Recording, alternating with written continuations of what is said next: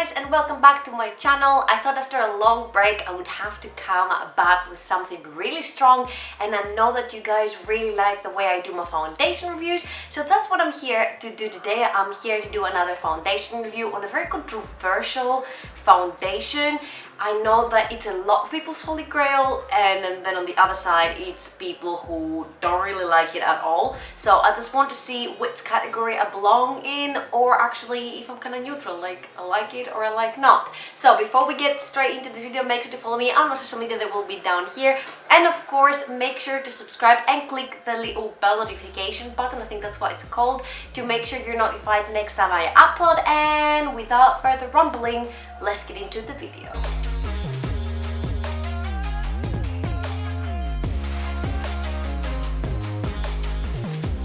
Right, so as you have of course seen by the title, we are talking about the Maybelline Superstay 24-hour full coverage foundation, and mine is in the shade number 10 Ivory. Now I know that the colors and the numbers vary depending on which country you live in. Number 10 Ivory doesn't really exist on the American website that I see right here. There's 110 Porcelain, which I think this is what this one is as well. To be honest, I'm not even sure it's going to like fit me. I think it is a little bit darker than I am right now. You know, we can just drag it down the neck a little bit and make it fit, because the Palisade on the range was like super pale. So I was having a quick look on the shades, and apparently in Germany we only have 8 shades, which I'm gonna put on your screen right now. This is not a long shade range for the foundation, but in the US that I looked, they have 16 shades. In the EU I found it to cost €9.99, so about 10 euros, and in the US it costs €11.99, so about 12 euros. It claims to be full coverage and to have a 20-hour lasting power, which I'm definitely not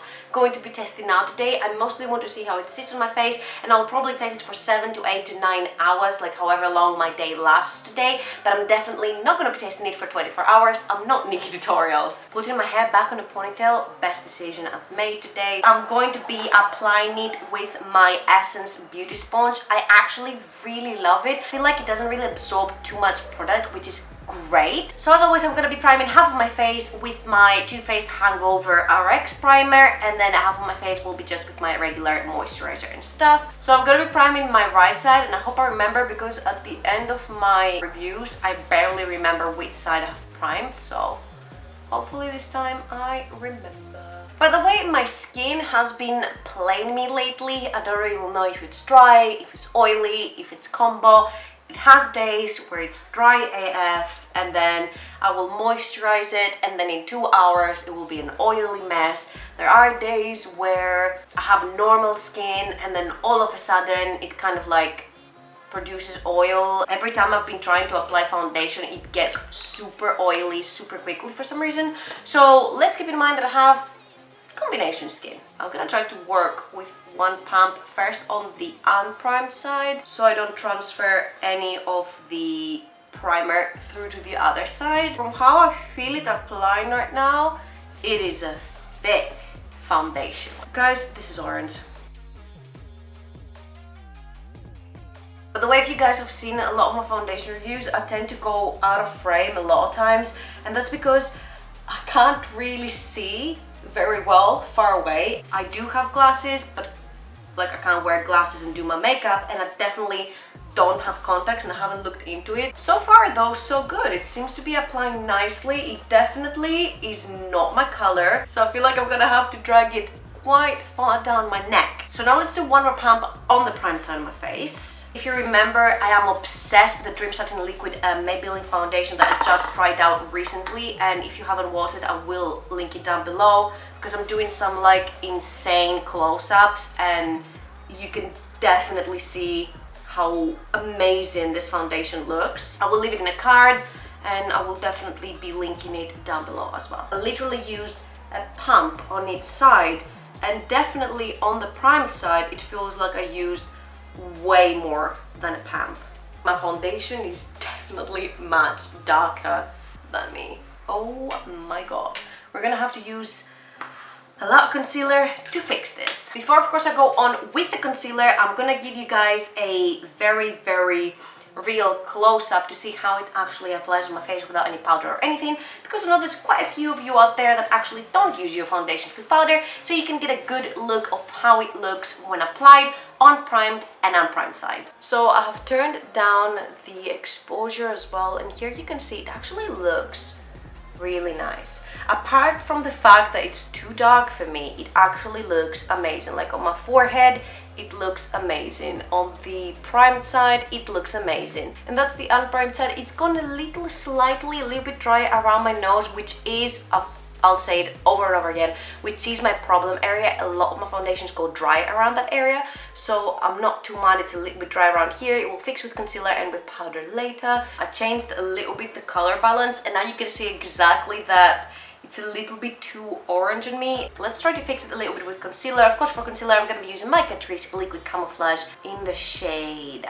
Porcelain. And don't mind me, I'm just going to put it everywhere because I definitely want to lighten up this foundation. You guys, even my concealer is going a long way on the primed side. It might be something to do with the Hangover RX primer that you just need less product to do your job. I think I'm managing to slowly but surely bring it to my color. Of course, for powder, I'm gonna be using my Coty Airspun Translucent High Coverage, Translucent Full Coverage, one of the two.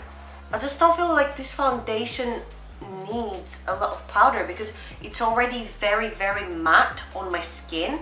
So I would rather just put quite a bit of powder where I'm like gonna contour and blush and bronze. Here we are, we've applied our base, we've set our base, and I'm just gonna do an extreme close-up so you guys can see how it looks with powders. Let's go. Really beautiful and flawless, but like around here, I don't know if it picks up on the camera, it looks a little bit dry, I would say. On my forehead, it looks fine, apart from a flake that I have here on my head. So here is the prime side as well. But all in all, I feel like it's doing a great job. Just the only problem that I have with it right now is that for my skin, I feel like it's a little bit dry, but with my oils coming through later, it could only get better. So 1 o'clock I applied the foundation.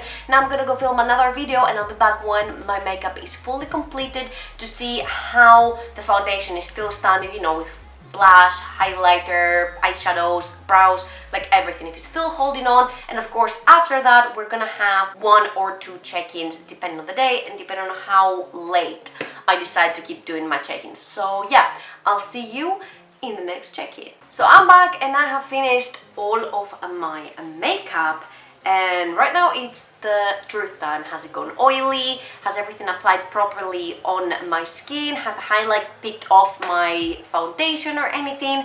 I applied this foundation at 1 o'clock and it's now 3:22, so it's been almost 2.5 hours and it's extremely hot. So let's see if any oils are picking through or if it's falling apart anywhere. I mean, it's only 2.5 hours and it's claiming to be a 24-hour foundation, so let's scoop you in closer and have a look.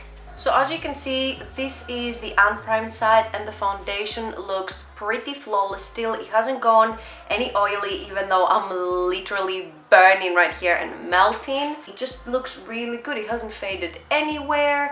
It hasn't picked up any off of my nose where I actually highlighted. Sometimes a few foundations are gonna get picked off with the brush that I highlight with, but not this one. My forehead is looking really good, as you can see. Still hasn't sunk into this expression line up there, and it hasn't gone oily. I'm gonna go to my dinner now, and then I'm gonna come back and see how it's acting on my face, because I might be outside, I might be under the sunlight, I might sweat a little bit more, which I'm definitely gonna sweat a little bit more. So let's see if any oils are going to pick through. And yeah, this is it for now. I will see you guys on my next check-in. So this will be my last check-in. I think the last time I checked in was 3:30 p.m. and right now it's 8 o'clock, so it's been 4.5 hours after that check-in, and I've been wearing this foundation for 7 hours straight. Still see oils peeking through, especially around here, but it's nothing major. Like, I would still go out and look like this. Doesn't look like a greasy mess or nothing. It's just some natural oils that have come through. So it didn't sink still into my smile lines, and it sunk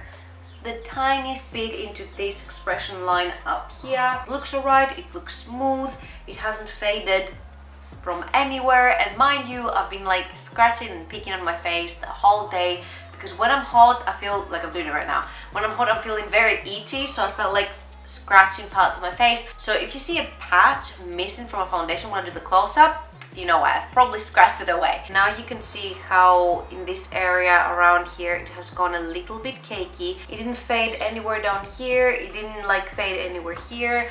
If you look at my forehead, it looks fantastic. Hasn't really sunk into this line like the slightest bit, but you can't really tell. It hasn't really separated much in this area around here, which usually foundation will separate. Here I've probably like scratched my nose and picked it off like I told you. But all in all, it's still looking pretty fabulous. So back to my final thoughts. Do I think that it is worth the €10/$dollar price point? I would say yes. If you are more on the oily side, I would say go for it.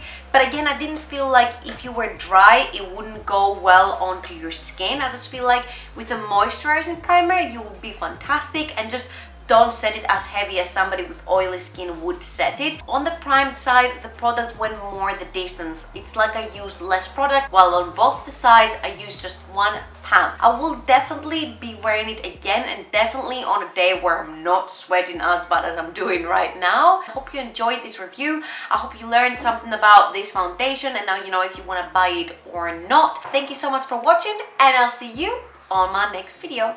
Bye bye.